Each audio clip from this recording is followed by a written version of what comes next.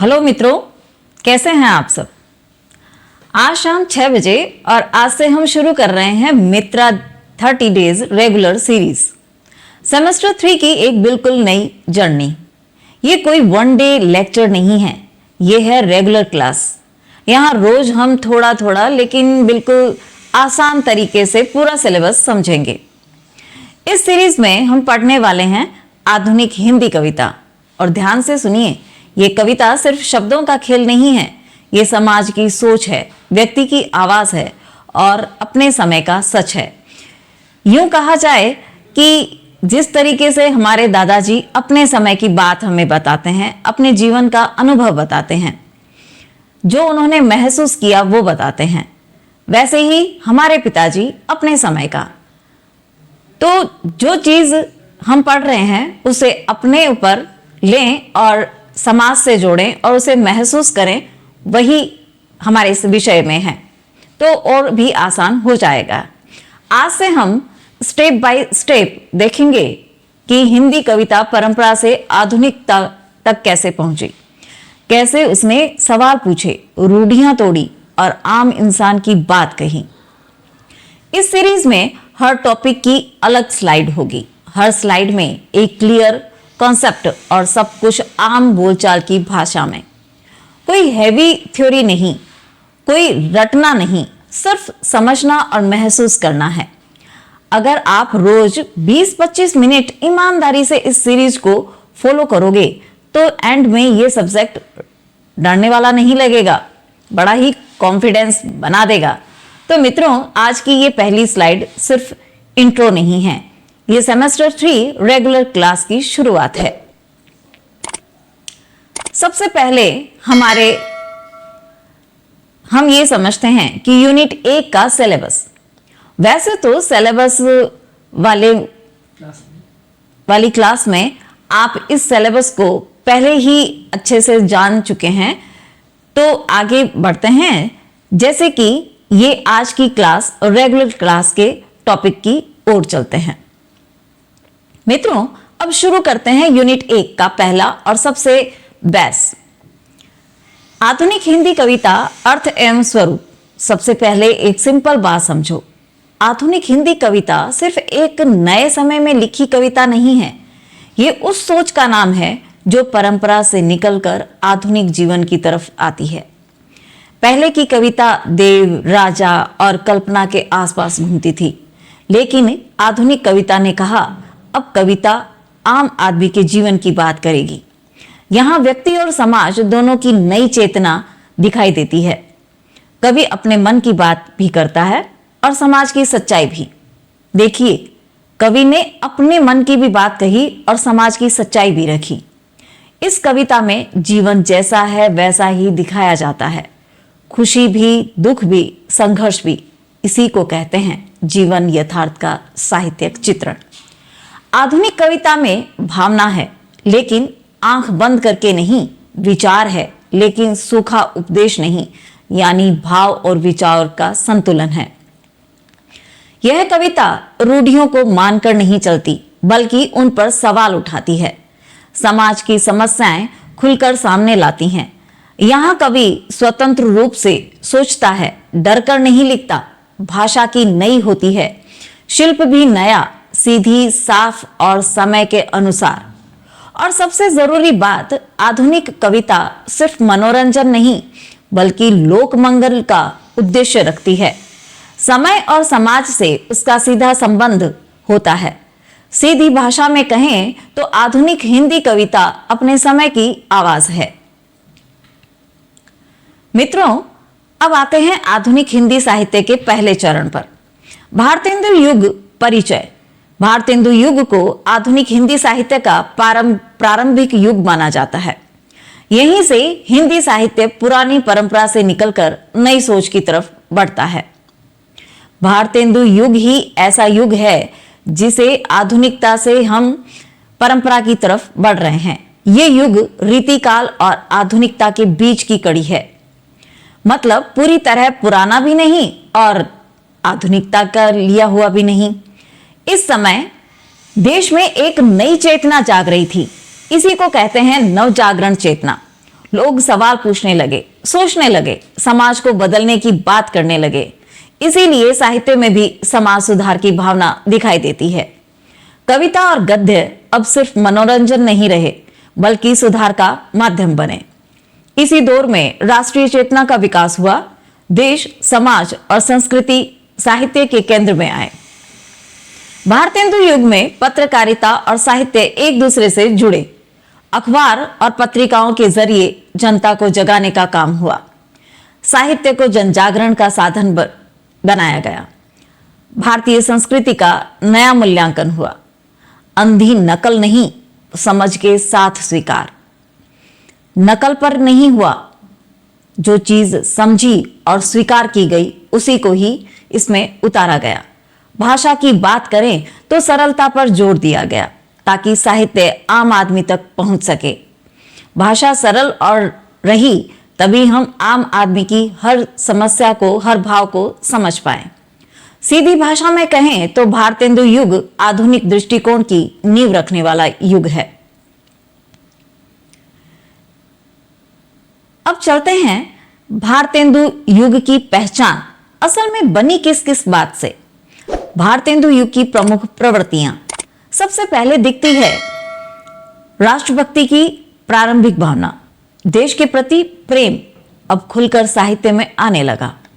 इस युग में सामाजिक कुरीतियों का विरोध जोर पकड़ता है। अंधविश्वास, रूढ़ियां और गलत परंपराओं पर सवाल उठाए गए। साथ ही अंग्रेजी शासन की आलोचना भी मिलती है, सीधे सीधे नहीं लेकिन संकेतों और व्यंग्य के माध्यम से। इसीलिए हास्य और व्यंग्य इस युग का मजबूत हथियार बने। हंसाते हंसाते सच कहा गया। भारतेंदु युग में लोकहित की भावना सबसे ऊपर थी। साहित्य जनता के लिए लिखा गया, सिर्फ विद्वानों के लिए नहीं। दृष्टिकोण था सुधारवादी। बदलाव धीरे धीरे हो, लेकिन सही दिशा में हो। भारतीय अतीत का गौरवगान किया गया ताकि लोगों में आत्मविश्वास जागे। इस दौर में नाटक और कविता दोनों का विकास हुआ। रंगमंच भी जागरण का माध्यम बना। धार्मिक दृष्टि से सहिष्णुता पर बल दिया गया। कट्टरता नहीं, समन्वय की बात हुई। और सबसे जरूरी बात, जनभाषा में साहित्य सृजन ताकि आम आदमी भी साहित्य से जुड़ सके। सीधी भाषा में कहें तो भारतेंदु युग की प्रवृत्तियां साहित्य को समाज से जोड़ने वाली थी। आधुनिक हिंदी कविता के अगले और ज्यादा व्यवस्थित चरण, ये सारे तो हमने अर्थ समझे, अब व्यवस्थित चरण कैसे हुए। द्वितीय युग परिचय। द्वितीय युग को भारतेंदु युग की विकसित अवस्था माना जाता है। जो बीज पहले युग में बोए गए थे उन्हें यहां सजग तरीके से आगे बढ़ाया गया। जिस प्रकार हम किसी पौधे को उगाने के लिए पहले बीजारोपण करते हैं, तो भारतेंदु युग में बीजारोपण हुआ और द्वितीय युग में उसको किस तरीके से व्यवस्थित किया गया ये बताया गया है। इस युग का साहित्य राष्ट्रीय आंदोलन से प्रभावित था। देश की हालत, आजादी की भावना और जिम्मेदारी का बोध कविता में साफ दिखाई देता है। द्वितीय युग में नैतिक और आदर्शवादी साहित्य पर जोर दिया गया। कवि सिर्फ भाव नहीं, संदेश भी देना चाहता है। अपने भाव ही नहीं बता रहा है, वो इस माध्यम से हम भारतीयों को क्या करना चाहिए, एक इंसान होने के नाते हमारे क्या कर्तव्य हैं या क्या भाव होने चाहिए, उसकी ओर बताया है, संदेश दिया है। यहाँ साहित्य में अनुशासन का आग्रह मिलता है। भावनाएं हो लेकिन नियंत्रण में। इस युग का मुख्य लक्ष्य था समाज सुधार। कविता को जनता को दिशा देने का माध्यम माना गया। कविता क्या थी? जनता को दिशा दिखाने का एक माध्यम बनी। इसीलिए शिक्षाप्रद कविता का विकास हुआ। कविता सिखाती है, समझाती है। द्वितीय युग में मानवतावादी चेतना का विस्तार हुआ। मनुष्य और उसके मूल्य पर ध्यान केंद्रित किया गया। भाषा की बात करें तो भाषा शुद्धि पर बल दिया गया और सबसे बड़ी बात, खड़ी बोली को साहित्य में पूरी प्रतिष्ठा मिली। सीधी भाषा में कहें तो द्वितीय युग भावना से ज्यादा विचार और उद्देश्य का युग रहा। देखिए, द्वितीय युग कौन सा युग था? भावना से ज्यादा विचार और उद्देश्य पर ध्यान दिया गया। मित्रों, अब जरा साफ तरीके से और सरल तरीके से समझते हैं कि द्विवेदी युग को अलग क्या बनाता है। द्विवेदी युग की विशेषताएं क्या हैं? सबसे पहले इस युग में देशभक्ति का स्पष्ट स्वर दिखाई देता है। कवि अब इशारों में नहीं, खुलकर देश और समाज की बात करता है। इस युग की कविता आदर्शवादी जीवन की दृष्टि मिलती है, यानी कविता मनुष्य को कैसा होना चाहिए ये बताने की पूरी कोशिश कर रही है। द्विवेदी युग में समाज सुधार की चेतना बहुत मजबूत है। कुरीतियों के खिलाफ साहित्य एक माध्यम बनता है। इसी के साथ नैतिक मूल्यों का प्रचार होता है। सत्य, कर्तव्य और जिम्मेदारी पर जोर दिया जाता है। भाषा की बात करें तो खड़ी बोली का परिष्कार किया गया। भाषा को साफ, सटीक और प्रभावशाली बनाया गया। काव्य में शिक्षात्मकता प्रमुख हो जाती है। कविता सिर्फ भाव नहीं जगाती, कुछ सिखाती भी है। इसके बावजूद कविता यथार्थ से जुड़ी हुई रहती है। कल्पना कम, जीवन की सच्चाई ज्यादा। इस युग में नारी उत्थान की भावना भी दिखाई देती है। स्त्री को सम्मान और अधिकार की दृष्टि से देखने की शुरुआत होती है। भाषा सरल और स्पष्ट रखी जाती है ताकि आम पाठक समझ सके। और अंत में द्विवेदी युग का साहित्य स्पष्ट स्वरूप है, सामाजिक उद्देश्य रखता है। सीधी भाषा में कहें तो द्विवेदी युग कविता को अनुशासित, उद्देश्यपूर्ण और समाजमुखी बनाता है। अब कविता का मूड थोड़ा बदलने वाला है। छायावाद। परिचय। छायावाद आधुनिक हिंदी कविता की भाव प्रधान धारा है। अब हम बाहरी दुनिया की तरफ नहीं, अपने भीतर की दुनिया को जानने की कोशिश करते हैं। इस काव्य धारा में व्यक्तिवादी चेतना प्रधान हो जाती है। कवि समाज से हटकर अपने मन, अपनी अनुभूति और अपनी भावना को महत्व देता है। छायावाद में आत्मानुभूति सबसे जरूरी है। आत्मानुभूति से मतलब है हम अंदर क्या महसूस कर रहे हैं। जो कवि ने महसूस किया वही कविता बनता है। यहां सौंदर्य और कल्पना आपस में मिलते हैं। कल्पना के सहारे भावनाओं को सुंदर रूप दिया जाता है। छायावाद में रहस्य भावना की भी अभिव्यक्ति मिलती है। जीवन, प्रकृति और आत्मा के गहरे अर्थ खोजे जाते हैं। प्रकृति से कवि का बहुत आत्मीय संबंध होता है। प्रकृति कवि की भावना की साथी बन जाती है। कहा जाता है हम मनुष्य अगर प्रकृति से जुड़ जाएं तो प्रकृति हमें बहुत कुछ सिखाती है, बहुत कुछ समझाती है, और उसको हम जीवन से जोड़ लें तो सब कुछ आसान हो जाता है। इस काव्य में मानसिक अनुभूतियों का चित्रण किया जाता है। हर्ष, पीड़ा, संघर्ष, अकेलापन, सब कुछ।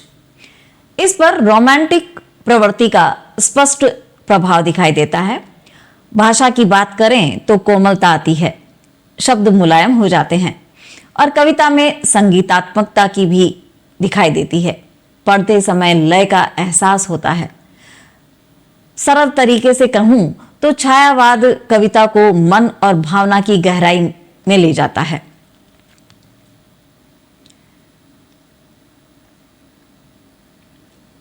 अब पॉइंट बाय पॉइंट बात करते हैं कि छायावाद को अलग क्या बनाता है। छायावाद की प्रमुख विशेषताएं। सबसे पहले व्यक्तिगत अनुभूति की प्रधानता। कवि अपने मन की बात खुलकर कविता में करता है। छायावाद में प्रकृति का मानवीकरण मिलता है। आपने बहुत सारी कविताएं ऐसी पढ़ी होंगी जिसमें कवि ने प्रकृति से नारी का चित्रण किया है, मानव समझा है। तो यहां हम समझे ना कि प्रकृति को मानवीकरण मिलता है। प्रकृति कवि से बात करती है, उसका दुख सुख समझती है। इस काव्य धारा में रहस्य और आध्यात्मिकता भी दिखाई देती है। जीवन और आत्मा के गहरे अर्थ खोजे जाते हैं। यहां प्रेम और सौंदर्य बोध बहुत ही महत्वपूर्ण है। प्रेम सिर्फ व्यक्ति से नहीं, प्रकृति और जीवन से भी। भाषा कोमल और कल्पनाशील होती है। शब्द भावनाओं को नरमी से व्यक्त करते हैं। छायावाद में प्रतीकात्मक अभिव्यक्ति का प्रयोग होता है। सरल तरीके से नहीं, सीधे नहीं, संकेतों में कही जाती है। कवि के अंदर आत्मसंघर्ष चलता रहता है। वो अपने ही मन से संवाद करता है, बातचीत करता है। दृष्टिकोण अधिकतर अंतर्मुखी होता है। बाहर से ज्यादा अंदर झांका जाता है। कहते हैं दूसरों से पहले हम खुद को समझ लें तो सब कुछ आसान हो जाता है। इस कविता में भावनात्मक गहराई होती है। हल्की फुल्की बातें नहीं, गहरे एहसास होते हैं। और अंत में छायावाद में कल्पनात्मक सौंदर्य सर्वोपरि होता है। कविता एक कला के रूप में सामने आती है। सरल भाषा में कहें तो छायावाद कविता को भावना, सौंदर्य और आत्मा से जोड़ देता है। अब जरा उन कवियों की बात करते हैं जिन्होंने छायावाद को पहचान दी। छायावाद के प्रमुख कवि। छायावाद की सबसे बड़ी पहचान इसके 4 स्तंभ हैं। इन चारों ने मिलकर आधुनिक हिंदी कविता को नई दिशा दी। सबसे पहले आते हैं जयशंकर प्रसाद। जयशंकर प्रसाद का काव्य दार्शनिक है। जयशंकर प्रसाद का काव्य क्या है? दार्शनिक है। उनकी कविताओं में इतिहास, दर्शन और गहरी सोच मिलती है। उनका दृष्टिकोण सिर्फ भावना नहीं, एक विजन देता है। इसके बाद है सुमित्रा नंदन पंत। पंत को प्रकृति कवि कहा जाता है। प्रकृति का सौंदर्य, कोमल भावनाएं और सौंदर्य बोध उनकी कविता की पहचान है। फिर आते हैं सूर्यकांत त्रिपाठी निराला। निराला की सबसे बड़ी पहचान है विद्रोह चेतना। उन्होंने परंपराओं को तोड़ा और मुक्त छंद का प्रयोग किया। उनकी कविता नए रास्ते खोलती है। और चौथे स्तंभ है महादेवी वर्मा। उन्हें करुणा की कवयित्री कहा जाता है। उनकी कविता में वेदना, संवेदना और नारी मन की गहराई स्पष्ट दिखाई देती है। इन चारों कवियों ने मिलकर छायावाद को मजबूत आधार दिया। इसी कारण कहा जाता है कि छायावाद इन 4 स्तंभों पर खड़ा है। छायावाद के 4 स्तंभ कौन कौन से हुए? जयशंकर प्रसाद, सुमित्रा नंदन पंत और आपके महादेवी वर्मा, और जो आपको काव्य से मुक्त करती हैं। इन चारों स्तंभों ने मिलकर छायावाद को मजबूत आधार दिया। सूर्यकांत त्रिपाठी निराला जी ने भी इसमें अहम भूमिका निभाई। इन सीधी भाषा में कहें, इन कवियों ने आधुनिक हिंदी कविता को भावना, सौंदर्य और गहराई दी है। मित्रों, अब कविता एक और मोड़ लेती है, प्रयोगवाद। पहले हमने छायावाद को पढ़ा, अब हम प्रयोगवाद की तरफ आते हैं। अर्थ एवं स्वरूप। प्रयोगवाद छायावाद से असंतोष का परिणाम है। कवियों को लगा कि सिर्फ भावना और कल्पना से आधुनिक जीवन की पूरी सच्चाई नहीं कही जा सकती। हम सिर्फ छायावाद से ही जीवन की पूरी सच्चाई नहीं व्यक्त कर सकते।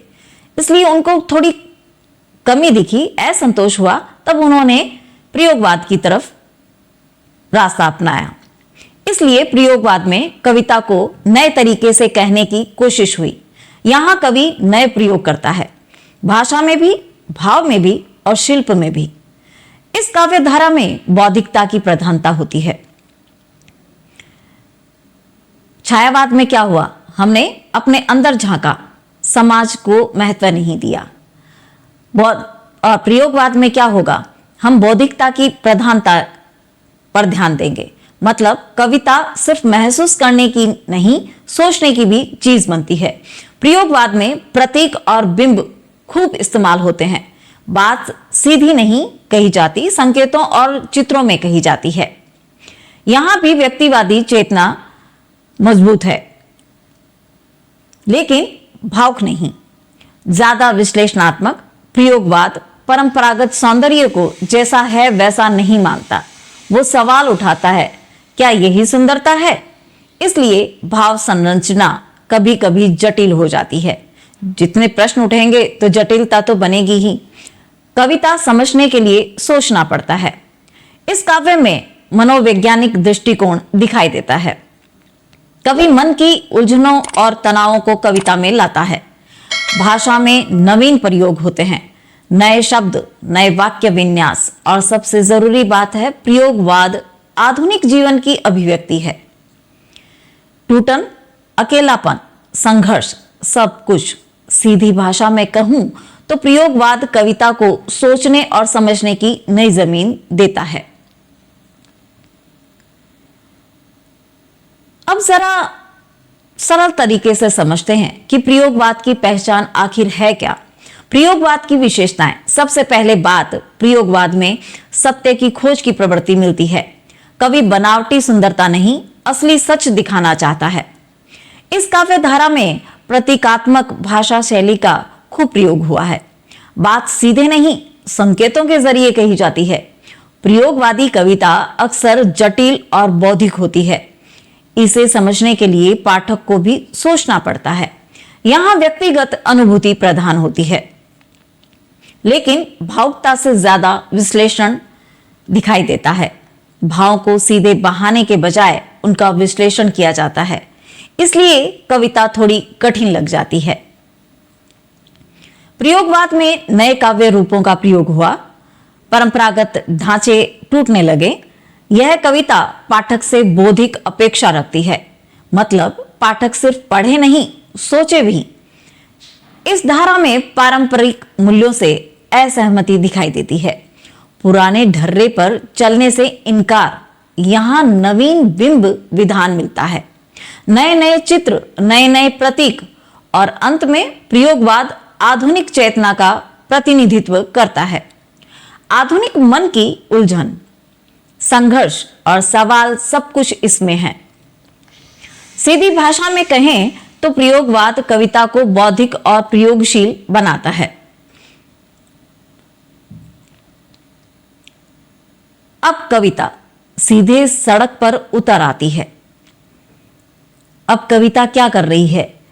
ना तो आत्ममंथन चल रहा है, ना ही भौतिकता, वो सीधे सड़क पर आ गई है। प्रगतिवाद परिचय। प्रगतिवाद वो काव्य धारा है जो समाज की सच्चाई से मुंह नहीं मोड़ती। यह कविता सामाजिक यथार्थ पर आधारित है। इस धारा में कवि शोषण के खिलाफ खुलकर आवाज उठाता है। सिर्फ प्रश्न ही नहीं उठाता, सिर्फ प्रश्न ही नहीं पूछता, महसूस नहीं करता, वो उसका विरोध भी करता है। उसके लिए शोषण का खुलकर विरोध करता है। गरीब, मजदूर, किसान यही कविता के केंद्र में आते हैं। प्रगतिवाद पर मार्क्सवादी विचारधारा का स्पष्ट प्रभाव है, यानी समाज को वर्गों में बांटकर देखकर उनके संघर्ष को समझना। यहां वर्ग संघर्ष की चेतना मिलती है। कविता सिर्फ भाव नहीं, आंदोलन बन जाती है। प्रगतिवादी कवि मजदूर और किसान को नायक बनाता है, जो दबा है उसी की बात करता है। इस कविता में सामाजिक न्याय की मांग है, बराबरी, अधिकार और इंसाफ की बात है। प्रगतिवाद साहित्य को हथियार मानता है, लिखना बदलाव लाने का साधन बनता है। यह धारा पूंजीवाद का विरोध करती है, शोषण करने वाली व्यथा पर सीधा प्रहार। यहां सामूहिक चेतना प्रधान है, व्यक्ति नहीं समाज पहले आता है। और अंत में प्रगतिवाद की सोच क्रांतिकारी है, सिर्फ दिखाना नहीं बदलना चाहती है। सीधे सीधे कहें तो प्रगतिवाद कविता को संघर्ष की आवाज बना देता है। समस्याएं ही नहीं देख रहा है, यहां कवि उससे संघर्ष करने के लिए भी प्रेरित कर रहा है। प्रगतिवादी कविता असल में करती क्या है? प्रगतिवाद की प्रवृत्तियां, सबसे पहली बात तो यह है कि प्रगतिवाद समाज का यथार्थ चित्रण कर रहा है। जो जैसा है वैसा ही दिखा रहा है, सजा कर नहीं प्रस्तुत कर रहा। इस कविता में शोषित वर्ग की पीड़ा खुलकर सामने आती है। गरीब, मजदूर, किसान और दबे हुए लोग कविता के केंद्र में होते हैं। यहाँ विद्रोह और संघर्ष की भावना बहुत साफ साफ दिखाई देती है। कवि चुप नहीं रहता, वो सवाल उठाता है। प्रगतिवाद में आर्थिक विषमता का स्पष्ट चित्र आपको मिलता है। अमीर और गरीब के बीच की खाई कविता में दिखाई जाती है। इस धारा में मानवतावादी दृष्टि भी है, सिर्फ वर्ग नहीं, इंसान की गरिमा की बात भी होती है। प्रगतिवादी साहित्य जन पक्षधर है, यानी सत्ता की नहीं जनता की तरफ खड़ा रहता है। यह कविता क्रांति का आह्वान करती है, सिर्फ सहने की नहीं बदलने की बात करती है। यहाँ भाव से ज्यादा विचार प्रधान होते हैं। भावनाएं हैं लेकिन दिशा के साथ। कई बार कविता में प्रचारात्मक स्वर भी आ जाता है, क्योंकि उद्देश्य बात को फैलाना होता है और अंत में प्रगतिवाद का सबसे बड़ा लक्ष्य सामाजिक परिवर्तन, साहित्य बदलाव का माध्यम बनता है। जब तक सामाजिक परिवर्तन नहीं होगा, साहित्य उसका माध्यम बना है कि साहित्य के माध्यम से हम सामाजिक परिवर्तन ला सकें। सीधी भाषा में कहें तो प्रकृतिवाद कविता को आवाज, संघर्ष और बदलाव का औजार बना देता है। अब कविता एक और नया मोड़ लेती है, नई कविता। नई कविता कैसे बनी उसका परिचय देखिए। नई कविता को छायावादोत्तर काव्यधारा कहा जाता है। मतलब छायावाद के बाद जो नई सोच के साथ कविता सामने आई वही नई कविता बन गई। यह कविता आधुनिक जीवन की अभिव्यक्ति है। यहाँ जीवन को ना सजाया जाता है ना ही छुपाया जाता है, जैसा है वैसा ही दिखाया जाता है। नई कविता में यथार्थ और अनुभूति दोनों का मेल होता है। सिर्फ बाहर की सच्चाई नहीं, अंदर का तनाव भी। यह धारा प्रयोगवाद की सीमाओं से आगे बढ़ती है। बहुत ज्यादा जटिलता नहीं, लेकिन सोच गहरी है। नई कविता में व्यक्ति और समाज दोनों केंद्र में है। कवि अकेलेपन की भी बात करता है और समाज की भी। यहाँ आस्था और अनास्था का द्वंद्व मिलता है, विश्वास भी है, सवाल भी है। नई कविता मानसिक तनाव को खुलकर व्यक्त करती है। उसके जो भी प्रश्न चल रहे हैं, जो भी दिमाग में तनाव उठ रहा है, खुलकर वो सामने आता है। आधुनिक इंसान की उलझन, दबाव, असमंजस, सब कुछ। यह कविता जीवन की जटिलता को स्वीकार करती है, सरल जवाब नहीं देती, सवाल छोड़ जाती है। इस धारा में नए शिल्प का प्रयोग हुआ, भाषा ज्यादा स्वाभाविक हो गई और अंत में नई कविता आधुनिक संवेदना की आवाज है और आज के इंसान का मन यही बोलता है। सीधे शब्दों में कहें कि नई कविता कविता को आवाज के जीवन से जोड़ देती है।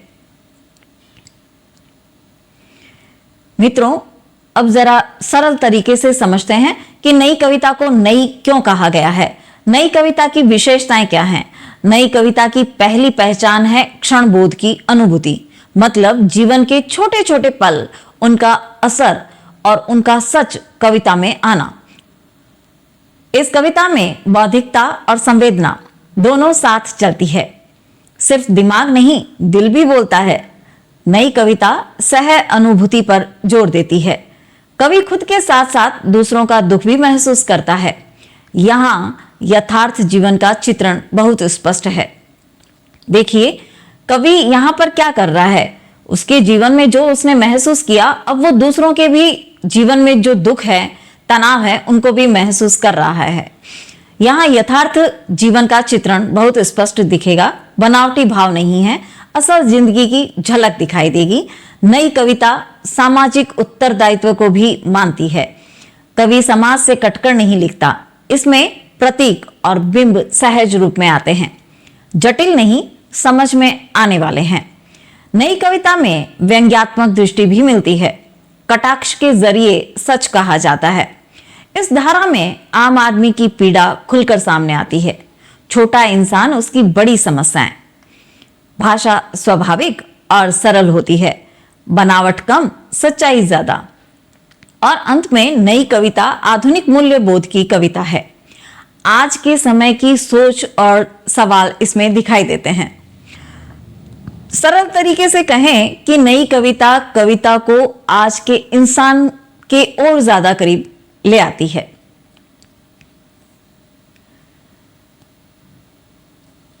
अब हम पहुंचते हैं आज के समय की कविता पर। समकालीन कविता। समकालीन कविता वर्तमान समय की सीधी और सच्ची आवाज है। यह कविता समाज से सीधा संबंध रखती है। यहां आम आदमी कविता के केंद्र में होता है। उसकी जिंदगी, उसकी परेशानियां, उसके सवाल, सब कुछ। समकालीन कविता में स्त्री विमर्श खुलकर सामने आता है। स्त्री की अस्मिता, उसके अधिकार और उसके संघर्ष की बात होती है। साथ ही दलित चेतना का स्वर भी मिलता है। दबे हुए वर्ग अपनी आवाज कविता के जरिए उठाते हैं। इस कविता में अस्मिता और अधिकार जैसे सवाल बहुत महत्वपूर्ण हैं। कौन हूं मैं? मेरा हक क्या है? ये प्रश्न उभरते हैं। समकालीन कविता संघर्ष और प्रतिरोध की भावना से भी भरी होती है। अन्याय के सामने चुप रहने से इनकार। यहां विविध विचारधाराओं का समन्वय दिखाई देता है। एक ही सोच नहीं, कई दृष्टिकोण। यह कविता सामाजिक अन्याय का विरोध करती है, सत्ता व्यवस्था और भेदभाव पर सीधा सवाल। और अंत में समकालीन कविता में लोकतांत्रिक चेतना दिखाई देती है, हर आवाज को महत्व देने की सोच। सीधी भाषा में कहें तो समकालीन कविता कविता को आज के समाज का आईना बना देती है। मित्रों, अब जरा कविता की बनावट समझते हैं। काव्य रूप। काव्य रूप का मतलब होता है कविता का बाहरी ढांचा, यानी कविता दिखती कैसे है, रची कैसे गई है। यह काव्य रूप ही तय करता है कि कविता में कथ्य कैसे प्रस्तुत होगा, भाव कैसे व्यक्त होंगे। कविता की रचना, शैली और विन्यास इसे जुड़ा रहता है। यही वजह है कि एक ही भाव अलग अलग रूप में अलग अलग असर डाल सकता है। काव्य रूप पाठक पर सीधा प्रभाव डालता है। कभी कविता छोटी होकर भी गहरी लगती है और कभी वह लंबी होकर भी प्रभाव छोड़ जाती है। काव्य रूप कविता को एक पहचान देता है, परंपरागत भी हो सकता है और आधुनिक भी। इसका सीधा संबंध है भाषा और शिल्प से। शब्दों का चुनाव, वाक्य की बनावट, सब कुछ। सीधी भाषा में कहें, काव्य रूप कविता की पूरी संरचना है। अब इसी काव्य रूप के 3 प्रमुख प्रकार समझते हैं। पहला, मुक्तक काव्य। हम शब्द से ही समझ रहे हैं, मुक्तक मतलब स्वतंत्र। यह शब्द भाव इकाई होता है, छोटी कविता लेकिन पूरा भाव अपने आप में। दूसरा है प्रबंध काव्य। पहला हमने पढ़ा मुक्तक, मुक्तक अर्थात स्वतंत्र। जब हम शब्दों के अर्थ समझ जाएंगे तो हमारे लिए बहुत आसान हो जाएगा। दूसरा है प्रबंध काव्य। प्रबंध से है कि हम उसको क्रमबद्ध कैसे रखें। क्रमबद्ध कथानक होता है, एक कहानी पूरी कविता में चलती है। और तीसरा है खंड काव्य। यह सीमित कथा प्रसंग पर आधारित होता है, न पूरी कहानी और न बिल्कुल छोटा, यानी खंडों में, टुकड़ों में। तो मित्रों, काव्य रूप समझने से कविता पढ़ना और लिखना दोनों आसान हो जाता है। अब जरा समझते हैं कि कविता दिल तक पहुंचती कैसे है। बिंब एवं प्रतीक। सबसे पहले बात करते हैं कि बिंब की। बिंब का मतलब होता है भाव को चित्र की तरह सामने लाना। जो बात शब्दों से कही जा रही है वो हमारी आंखों के सामने दिखने लगे, यानी जो हम बात कर रहे हैं उसके दृश्य हमारे सामने आ जाएं, यानी अमूर्त को मूर्त बना देना। यानी जो चीज देखी नहीं जा सकती है उसको हम महसूस करवा दें। बिंब इंद्रियों से जुड़ा होता है, देखना, सुनना, महसूस करना। इसलिए बिंब कविता में दृश्यात्मक प्रभाव पैदा करता है। अब आते हैं प्रतीक पर। प्रतीक सीधे बात नहीं करता, संकेत के जरिए अर्थ देता है। एक शब्द, एक चित्र, लेकिन उसके पीछे गहरा अर्थ छुपा होता है। यानी बिंब तो हम उसे कहते हैं जो हम सामने देखते हैं उसको महसूस भी कर लें। अब प्रतीक क्या है? वो सिर्फ एक संकेत हैं, चित्र हैं, शब्द हैं और उसमें अर्थ गहरा छुपा रहता है। प्रतीक कविता के अर्थ को गहराई देता है। इससे कविता एक ही बार में पूरा खुलती नहीं, धीरे धीरे समझ में आती है, क्योंकि उनके संकेत जो हैं वो धीरे धीरे सामने आते हैं, वैसे वैसे हमारे समझ में आता है। छायावाद में बिंब और प्रतीक का विशेष प्रयोग मिलता है और प्रयोगवाद में इनका प्रयोग और भी जटिल हो जाता है। जैसे सरलता से कठिनाई की ओर। तो पहले हमने छायावाद में बिंब और प्रतीक विशेष प्रयोग में मिले और उनको सरल पढ़े, प्रयोगवाद में वो थोड़े जटिल होते गए। बिंब और प्रतीक पाठक की कल्पना को सक्रिय करते हैं। पाठक सिर्फ पढ़ता नहीं, सोचता भी है। इसी वजह से कविता ज्यादा प्रभावशाली बनती है। सीधे शब्दों में कहें कि बिंब हमें दिखाता है और प्रतीक हमें समझाता है, तो आपको समझ में आ गया, बिंब हमें उस चीज को महसूस करवाता है और प्रतीक हमें समझने के लिए प्रेरित करता है। अब हम आते हैं आधुनिक कविता के सबसे जरूरी और जिंदा विषय, स्त्री विमर्श। स्त्री विमर्श का मतलब है स्त्री को उसकी अपनी पहचान के साथ देखना, सिर्फ मां, बेटी या पत्नी के रूप में ही नहीं, बल्कि एक स्वतंत्र इंसान के रूप में। आज तक स्त्री को किसी न किसी रिश्ते से ही पहचाना गया है, लेकिन ये आधुनिक कविता जो है वो कहती है स्त्री एक स्वतंत्र इंसान के रूप में भी दिखे। इस विषय में, इस विमर्श में स्त्री अस्मिता की चेतना दिखाई देती है। स्त्री खुद पूछती है, मैं कौन हूं, मेरा स्थान क्या है। स्त्री विमर्श पितृ सत्तात्मकता व्यवस्था का खुलकर विरोध करता है। तो वो व्यवस्था जहां निर्णय सिर्फ पुरुष लेता है और स्त्री दबा कर रखी जाती है। हमने देखा है हर रिश्ते में स्त्री अपना निर्णय खुद नहीं लेती, कोई ना कोई पितृ सत्ता या फिर उसका पति वही सब निर्णय लेते हैं। लेकिन यहां उसका विरोध दिखाया गया है। यहां समान अधिकार की मांग होती है, शिक्षा, काम और फैसलों में बराबरी की बात होती है। स्त्री विमर्श में स्त्री शोषण के प्रश्न सीधे सामने आते हैं। घरेलू, सामाजिक और मानसिक शोषण पर सब पर सवाल। इस कविता में शिक्षा और स्वतंत्रता पर खास जोर दिया गया है, क्योंकि बिना शिक्षा आजादी अधूरी है। यह धारा सामाजिक भेदभाव की कड़ी आलोचना करती है, परंपरा के नाम पर अन्याय को मानने से इनकार।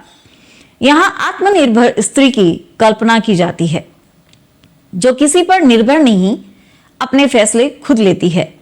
आधुनिक कविता में स्त्री स्वर अब दबा हुआ नहीं, बल्कि मुखर हो और स्पष्ट है। और अंत में स्त्री विमर्श न्याय और समानता का खुला आग्रह करता है। सीधे तरीके से कहें तो स्त्री विमर्श कविता को आवाज देता है, उनको जिनकी आवाज लंबे समय तक दबाई गई। इसी प्रकार दलित विमर्श में दलित समाज की पीड़ा, अपमान और संघर्ष की बात होती है और बराबरी, सम्मान व अधिकार की मांग खुलकर सामने आती है। दिव्यांग विमर्श उन लोगों की आवाज है जिन्हें समाज ने कमजोर, दिव्यांग से मतलब हम समझ गए ना कि जो कमजोर हैं, जिनको समान अवसर नहीं मिला जाता, जिनको कमजोर समझकर उन्हें आगे नहीं बढ़ाया जाता, बढ़ने नहीं दिया जाता। समाज ने कमजोर समझा और यह समान अवसर, आत्मसम्मान की बात करता है। आगे चलते हैं। ऑलराइट मित्रों, आज की क्लास में हमने आधुनिक हिंदी कविता के कई इंपॉर्टेंट पड़ाव क्लियर किए, धीरे धीरे लेकिन बिल्कुल फाउंडेशन से। अगर आज आपको लगा कि हाँ अब बात समझ में आ रही है, तो बस वही हमारी क्लास की सबसे बड़ी जीत है। यहाँ रटना कुछ भी नहीं है, सिर्फ समझना है और विश्वास रखना है, भरोसा रखना है। याद रखिए, ये 30 डेज रेगुलर सीरीज है। रोज थोड़ा पढ़ेंगे, लेकिन ऐसा पढ़ेंगे कि एग्जाम के टाइम कंफ्यूजन नहीं, कॉन्फिडेंस रहे। आज का कंटेंट बस सुनकर छोड़ना नहीं है, थोड़ा थोड़ा रिवीजन करते रहना है और दिमाग में बैठने देना है। तो मित्रों, कल मिलते हैं सेम टाइम सेम जगह है, मित्राध्याय 30 डेज रेगुलर सीरीज में एक नए टॉपिक के साथ। तो जुड़े रहिए MGSU मित्राध्याय के साथ, आपका अपना स्टडी मित्रा। धन्यवाद।